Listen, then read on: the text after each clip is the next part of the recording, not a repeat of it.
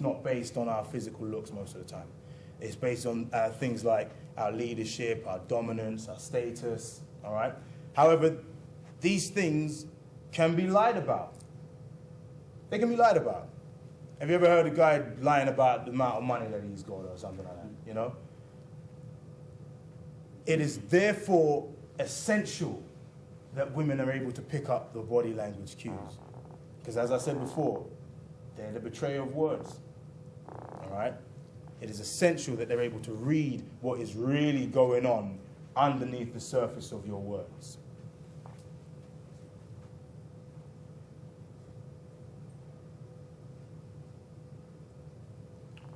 So think about it.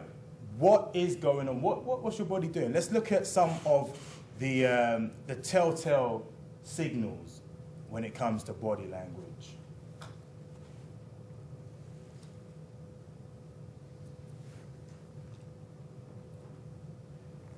It's possible that you can get rejected before you even open your mouth. You get rejected before you even open your mouth. Okay? When someone enters a room, we'll study them, we'll scan them. Has anyone heard of the concept called thin slicing? All right? What is your thin slice when you enter the room? What is a thin slice? Malcolm Gladwell coined the term in his book Blink. All right? It's rapid cognition. It's the instantaneous impressions that we get from just from seeing someone new or coming into a complex situation or something like that. All right? It's not necessarily the first impression, but it is an impression that we get from the totality of someone's body language, of their peer group, so the people that they're hanging around with, all right? Of the context in which you meet a person as well, all right? All these things are working either for or against us, because we're constantly assessing value, whether we're consciously aware of it or not. We're constantly assessing it. If you are walking down the street and you see a homeless dude approaching, right?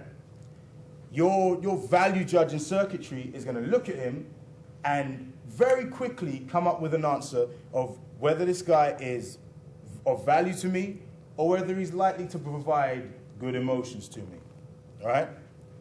9 times out of 10, you're going to avoid the homeless dude. 9 times out of 10. No offense to the homeless dude. It's just the way it is, right? When it comes to attractiveness, if everything about you screams out the nice guy, the needy guy, or the awkward guy, 9 times out of 10, they're going to reject contact with you. One of my friends in Love Systems Instructor, Future, he says that girl kryptonite is boredom, awkwardness, and neediness. All right? So if in your body language you're communicating that you're boring, you're awkward, or you're needy by the way you lean in, or, you know, it is kryptonite. They'll avoid it. So let's look at some of these thin slicing things then.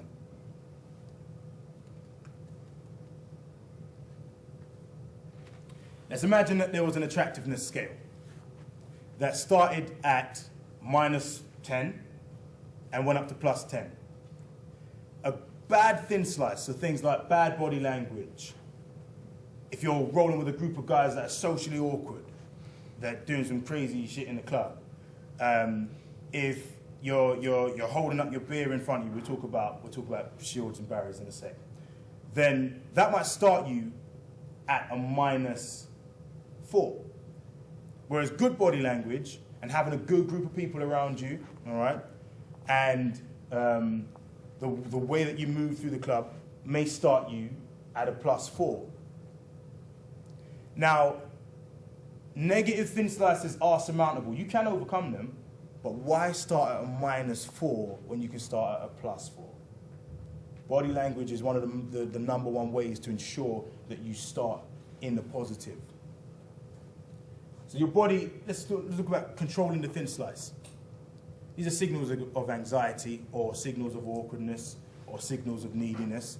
We're giving off conscious and unconscious signals at every point of the day, all right? What are some of the signals that we give off? Anyone? Fear. Fear? but how does it express itself? Lock yourself up. Yeah, locking yourself up. So we've got things like your speed of movement. If you do quick jerk, if you're twitching, a lot of discomfort, not knowing what to do, moving around, jerky movements.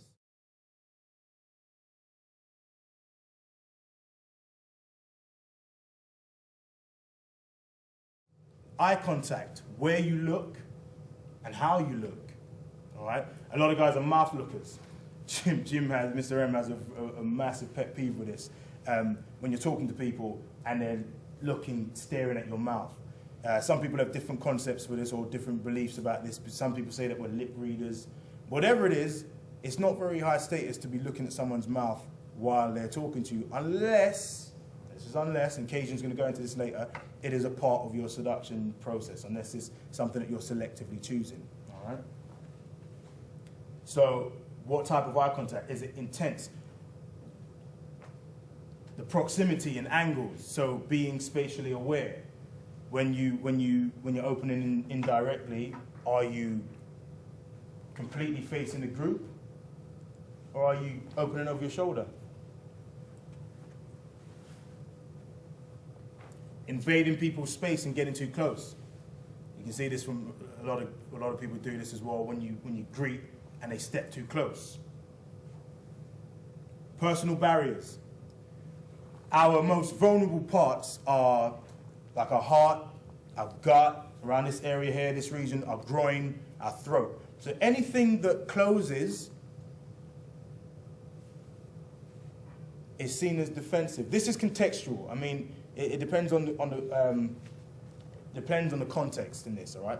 But just generally, if you're in a social situation and you're closing off, it's seen as guarded, okay? So know when you're doing that. I say it depends on the context, because if you're at home and you're on the sofa and you're relaxing watching TV and you're doing this, it could be a comfort thing, all right? But in a club, it can be seen as guarded. The bear shield.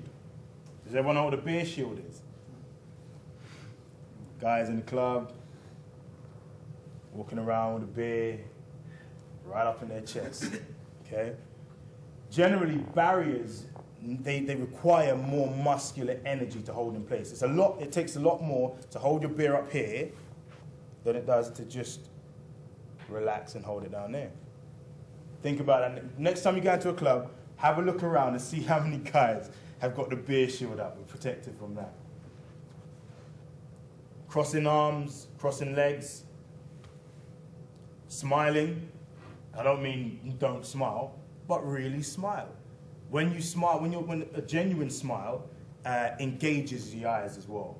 There's muscles in the eyes that when you smile, when it's a real smile, it pulls them down and it brightens up the eyes. You'll see guys who feel like they have to smile and they've been told to smile, so they're like, it's uncomfortable when you see the lips quivering and twitching, stuff like that. It's not what you want, relax. Laughing at things that aren't funny. You know, making a joke and then laughing at it to break the tension. When you greet someone, how do you greet them? Do you want you to just turn to just pair off partners, just do a handshake. Just say hi. All right? What was the process that you went through when you greeted? All right? A lot of, look in the eyes. Awesome. What else? How many of you lot did a little head bow? Head bow. All right?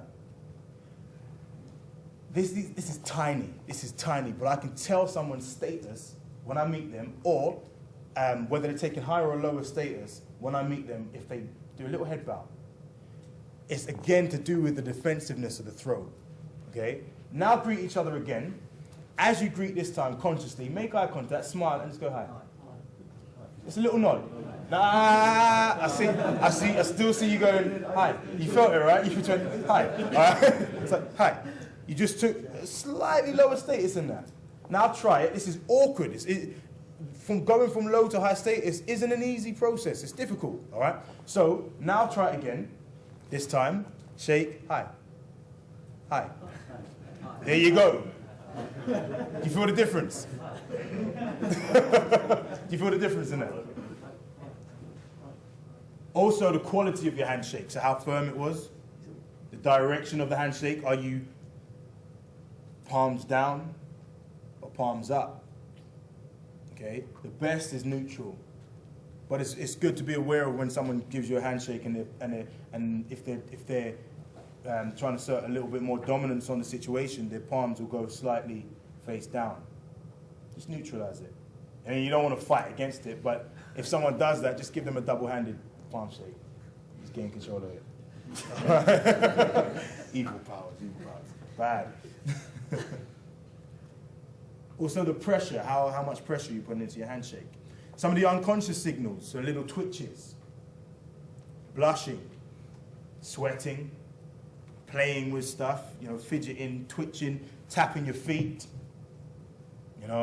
It's interesting when you're standing there talking to someone and they're tapping their feet. The feet, they're the furthest away from the brain, so it takes longer it's harder to control because the signals have to go further. All right? But it's a good thing to look out for. Look for displacement signals. So when people are looking around the club, if you're talking to a girl and she's looking off, playing with her fingernails, texting on the phone, these are displacement signals. They're things for you to watch out for, and watch out if you're doing them as well. Okay, let's take a 2-minute break before I go into the specifics, into the different aspects of body language, and we'll go into some of the stuff that we use in order for like eye contact and that sort of stuff. So let's take a 2-minute break and we'll come back and shake out, be aware, spatially aware, and sensorily aware.